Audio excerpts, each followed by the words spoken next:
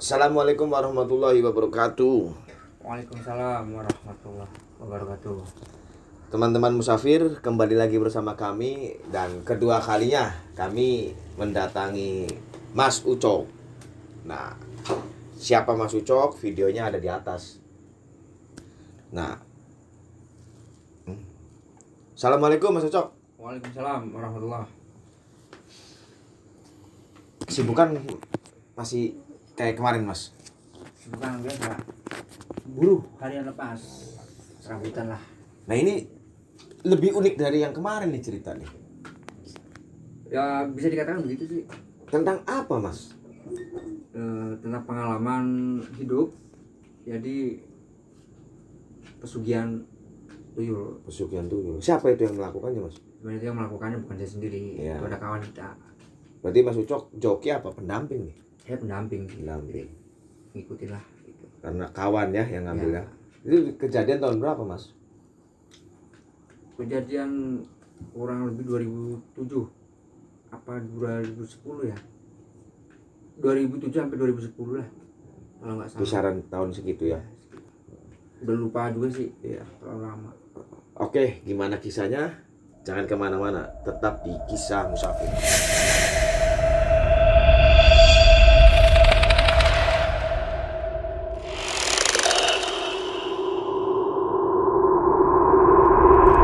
Jadi gini mas, dulu itu dari awal tahun 2007 kalau nggak salah ya, 2010 sekitar gitulah.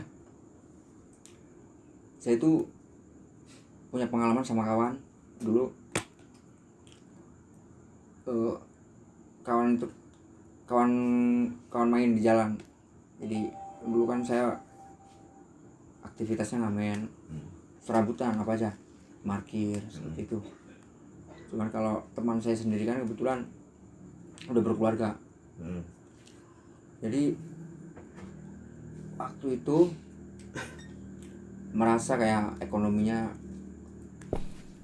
sulit lah, bisa dikatakan penghasilannya nggak cukup untuk nafkahin keluarganya, anak istrinya. Dia pengen cari sesuatu yang lebih penghasilannya mungkin kayak gitu. Jadi dia tuh sempat kepikiran buat gimana caranya bisa dapat uang yang banyak. Pokoknya udah nggak pikir panjang, dia tuh ngelakuin hal-hal yang menurut saya hal-hal yang nggak pantas buat dilakuin. Jadi dia tuh melakukan pesugihan tuyul. Nah, ngambil di mana Mas?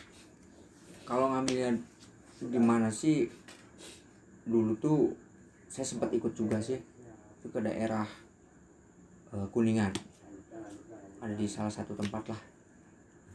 Itu juga ketika pas pemberangkatan ke sana itu banyak banget yang namanya godaan. Sebenarnya dari di jalan sampai ke mau ke tempat tujuan itu godaan udah banyak sekali, udah banyak banget. Mungkin entah itu Halangannya. bukan halangan menurut Larangan. saya, larangan mungkin dari yang kuasa juga mungkin ya. Cuman mungkin udah gelap mata, jadi udah nggak dihirauin semua banyak banget halangan yang saking banyaknya mungkin saya nggak bisa jelasin satu persatu dari halangannya kenapa, ada apa di jalan gitu. Fokus dia itu udah fokus ke si abah itu yang udah ngejanjiin buat hidupnya supaya lebih maju lagi gitu, cuman dengan cara yang kayak gitu. Terus cuman yang saya paling ingat itu ketika kita mau menyeberangi, kan ada anak sungai, ketika pengen nyeberangi itu halangannya itu kita ada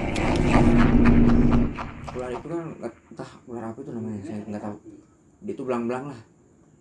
Kalau saya orang awam kan takut dengan hal kayak gitu. Iya.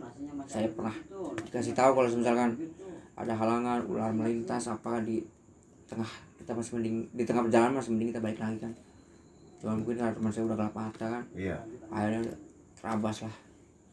Sampai di sana udah cari alamat, terus cari bantuan warga sekitar ya kan, dengan nama si abah ini yang mau kita minta tolong, akhirnya dikasih tahu. Cuman emang benar pas kita nyampe di rumahnya itu udah ya hawa-hawa mistis, orang-orang mistis udah kelihatan banget lah, udah di apa namanya, pandangan saya itu udah kayak ngerasa wah ini serem banget ini tempatnya aja udah kayak gini ya. Tapi pas waktu kita nyampe orang keluar orangnya, jadi kayak seolah-olah udah tahu kedatangan saya itu mau apa, itu udah tahu. Ngobrol-ngobrol lebih jauh, mungkin akhirnya kan dia ngobrol dibawa ke salah satu kamar lah, tempat prakteknya mungkin. Terus saya nggak tahu hal apa yang dialami di dalam, kan nggak tahu. Kebetulan waktu itu kan saya nunggu di ruang tamu gitu. Cuma udah yang namanya baru udah pada merinding. Yang bikin saya baru yang namanya ke tempat-tempat seperti itu, mungkin entah hal apa gitulah, hal mistis, hal gaib apa bisa dirasain sih, kayak bulu kuduk merinding. Nah, setelah itu udah cabut, mungkin udah dikasih albumnya, udah dikasih persyaratan segala macam, jadi dibungkus lah. Nggak tahu saya itu isinya apa aja, belum sempat nanya di tengah jalan, belum ya, baru saya berani bertanya itu ketika waktu kita pulang. Kita menggunakan kendaraan umum kan, di situ dikasih tahu dari yang bentuknya, dari yang tujuannya, dari yang ritualnya seperti apa itu kan dijelasin gitu. Ya kita di tengah perjalanan kita menggunakan angkutan umum, cuman belum sempat tanya detailnya seperti apa. Saya belum sempat tanya hal yang lebih detailnya, belum. Jadi ketika nyampe di rumah, ketika nyampe di tempat kita kan, baru bongkar semuanya, wah cerita semuanya tentang ritual ini segala macam. Jadi apa yang ada di dalam bungkusan itu kan, karena rasa penasaran saya buka kan, saya tanya. Jadi itu bentuknya seperti apa ya, semacam bentuk patung kalau kata saya, cuma saya nggak berani pegang. Jadi ritualnya itu ada hari-hari khusus yang mungkin udah dikasih tahu sama si mbahnya mungkin. Jadi bukan seolah-olah kita dari sana nih kasih tuyul, enggak. Jadi harus diritualin. Itu ritualnya itu kalau nggak salah ya, sempat cari darah ayam cemani. Asli cemani itu kan nyarinya jauh tuh, sempat kita nyari di Jawa, daerah Jawa. Kita nggak cerita detail yang ke Jawanya ya. Jadi pas udah salah satu syarat dari darah ayam cemani itu disiram kayak mandiin sejenis si patung itu kan disiram pakai darah, terus kembang, terus ritual apalah, mungkin dikasih amalan bacaan apa gitu, saya nggak tahu. Jadi yang keluar itu kayak semacam apa sih ya, kalau kita ngerokok nih asap ya, keluar asap, mungkin lebih jelasnya ke sukma kali ya, apa gimana. Itu keluar, sosok itu keluar. Cuman jadi karena saya baru melihat hal kayak gitu, kaget, wah udah blank, wah merinding, udah berat badan. Kalau bahasa sininya apa ya, udah nggak bisa gerak. Ya kaget. Ini yang disebut katanya tuyul gitu ya. Cuman si tuyul ini nggak kayak kita lihat kayak yang di sinetron, pakai kayak anak kecil botak, enggak. Justru cuman bentuk badannya kecil, muka itu udah kayak orang tua sebenarnya. Muka udah kayak orang tua, bukan kayak yang kita lihat di TV yang masih bocah ya, enggak. Mukanya itu udah kayak orang tua banget, serem lah dilihatnya. Cuman jorok, kotor, wah kelihatan ingus apa segala macam. Ya itu akhirnya sempet ngerasa bingung. Kalau tuyul itu kan biasanya kan minta di apa namanya, tetein kan. Kita sempat bingung di situ. Sedangkan dari teman saya sendiri tuh buat netein ke bininya kan nggak mungkin, kasihan. Jadi akhirnya saya kasih solusi kan, kalau emang nggak mau bini yang suruh nyusuin, mending cari orang. Ya kan, cari kayak di mana kayak banyak. cari yang tetenya gede ya kan, suruh susuin. Dia cari, akhirnya dapet tuh janda. Jadi dapat janda, cuman belak-belakan karena mungkin jandanya ini udah terlalu lama ngejanda mungkin. Jadi kalau saya bilang udah mending cerita sejujurnya aja. Akhirnya dinikahin tanpa sepengetahuan istrinya juga. Jadi setiap ritual penyusuan jadi disusuin lah. Terus habis itu ya cari uang, disuruh buat cari uang. Ketika itu saya mah emang bener-bener apa ya, Awam. ya awam, saya bener-bener awam sekali, nggak ngerti hal-hal yang kayak gitu.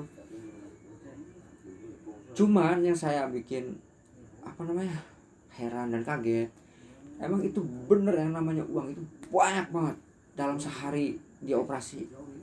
Hari pertama operasi itu ya masih di daerah-daerah dekat, nggak terlalu berani jauh-jauh. Cuma udah hasilnya udah, cuma bingung ini gimana cara ngambilnya, apa gimana kok bisa gitu loh. Apa iya hal-hal gaib seperti kayak gitu bisa ngambil uang? Terus apa benar tuh Yul itu ngerti duit mana yang mesti diambil, yang enggak? Cuman katanya, kata teman, ketika mau beroperasi itu harus dikasih tahu dulu sampelnya. Kayak semacam kan, nih kalau misalkan uang ratusan ribu ini warnanya seperti ini, dikasih contoh, nih nanti bilang kayak gini.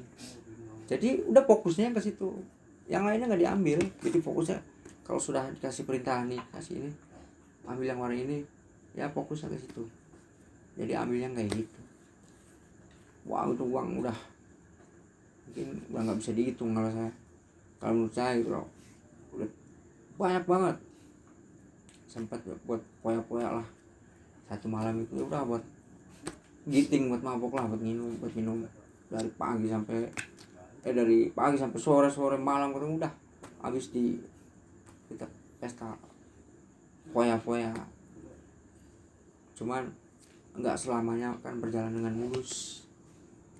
Jadi di akhirnya itu, di endingnya sih kawan kita itu ngerasain dari yang hal-hal bener-bener dia tuh akhirnya pengen ngelepas hal yang kayak gitu, cuman jadinya sulit, berobat kemanapun nggak bisa. Jadi kayak ada semacam hukuman mungkin ya. Ya setiap datang jam 12 itu yang dia rasain itu kayak ditusuk jarum setiap jam 12. Sebenarnya sadar mungkin apa karena ini balasannya, apa ini imbasnya dari teguran dari yang kuasa. Uang nahan rasa sakit itu enggak. Itu udah luar biasa banget katanya. Sampai akhirnya nyerah. Maksudnya nyerah. Ya udah enggak diobatin lagi. Iya, udah susah, udah sulit. Masih sampai sekarang masih ada kawannya, Pak? Mas. Kalau sampai sekarang udah lama sih, udah enggak lost kontak. Berarti bukan orang Cirebon. Bukan. Itu kawan dulu ketemu di jalan ya. Ketemu di jalan. Cuma kan udah kayak saudara, udah kental banget, CS lah. Terakhir dia pergi udah nggak tahu kemana, kabarnya udah meninggal kabarnya. Balik lagi miskin berarti dia. Bukan balik lagi miskin sih sebenarnya, belum sempat ngerasain kayaknya yang terlalu lama. Udah mungkin udah teguran dulu ya, mudah-mudahan mah tetap diampuni lah. Amin. Ada pesan-pesan moral buat teman-teman musafir, Mas Ucok? Rezeki yang sudah tertakar itu nggak bakal tertukar lah, gitu aja. Udah nggak usah neko-neko. Kepret kalau ada yang kayak gitu lagi. Siap. Terima kasih Mas Ucok. Oke teman-teman musafir, kami dari Cirebon pamit undur diri. Wassalamualaikum warahmatullahi wabarakatuh.